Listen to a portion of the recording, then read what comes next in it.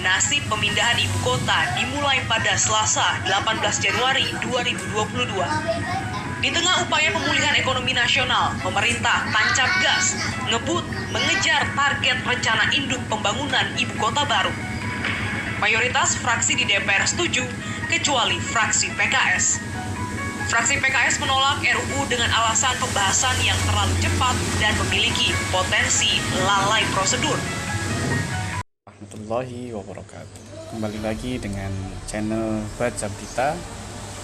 Kali ini kita akan mengulas tentang IKN ya, baik pro dan kontranya, yaitu ibu kota negara Nusantara ya, ibu kota baru yang akan segera direalisasikan. Lalu bagaimana menurut pakar menyikapinya? Kali ini kita akan mengulas rubrik dari media online, yaitu dari mediaumat.id. Nah, di sini diungkapkan ya penjelasan dari Bapak Agung Wisnuwardana, yang dimana beliau adalah merupakan Direktur Indonesia Justice Monitor atau IJM.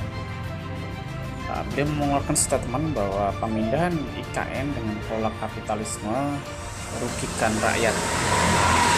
Nah, tentu kita bertanya-tanya, pola kapitalisme seperti apa yang sehingga IKN ini dikatakan merugikan rakyat? Oke, langsung saja kita baca ulasan berikut. Pemindahan ibu kota negara dengan pola kapitalisme ini hanya akan merugikan rakyat Kalimantan Timur khususnya dan seluruh rakyat Indonesia pada umumnya. Tuturnya kepada mediaumat.id pada Sabtu. Agung mengatakan pola penganggaran pembangunan adalah model pembangunan berbasis kapitalisme. Ujungnya hanya akan menimbulkan kesenjangan ekonomi dan kerusakan lingkungan di puncaknya. Ia menyampaikan di awal perencanaan Bappenas menyatakan kontribusi APBN untuk pembangunan ibu kota negara yang baru sebesar 19,2%. Dalam perkembangannya rezim penguasa mewacanakan kontribusi APBN naik jadi 53%, walaupun kemudian dibantah oleh mereka sendiri, ungkapnya.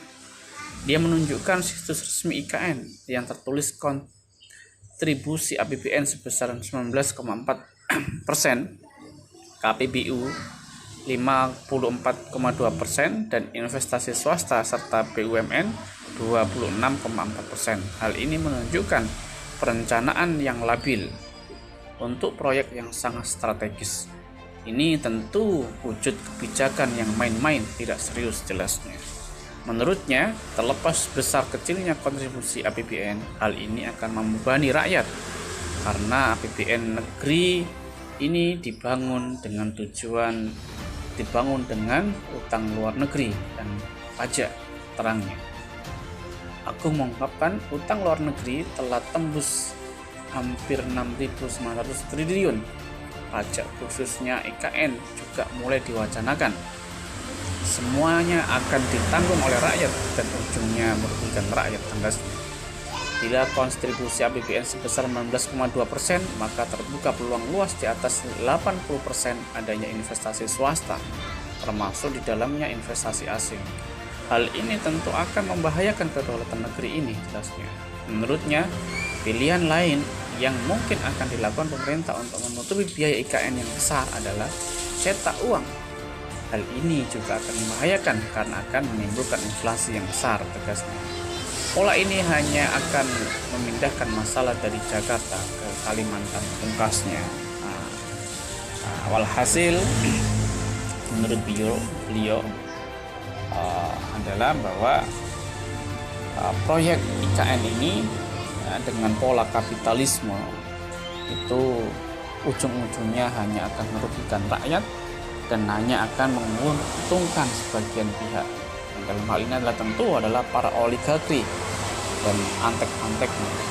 Maka layakkah IKN ini terus dilanjutkan? Kita saksikan aja, kita pantau terus. Semua untuk kebaikan bangsa ini. Wassalamualaikum warahmatullahi wabarakatuh.